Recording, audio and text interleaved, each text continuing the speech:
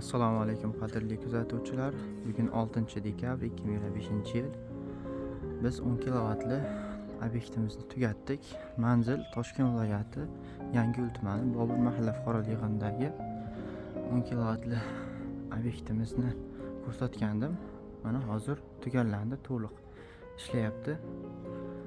Mana inventorimizning ko'rinish holati. Sankura 10 kilovatli bir fazali inventor.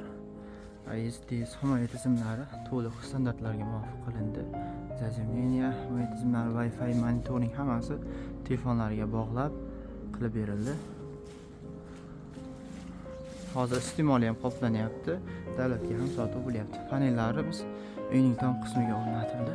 Mana 16 ta Jinko 630 vatli N-Type turnidagi quyosh panellarimiz o'rnatildi. Mana bu yerga molxonaning ustiga ham 10 dona panelimiz o'rnatildi. E'tiborlaringiz uchun rahmat. Bizni kuzatib borishda davom eting. Salomat bo'ling.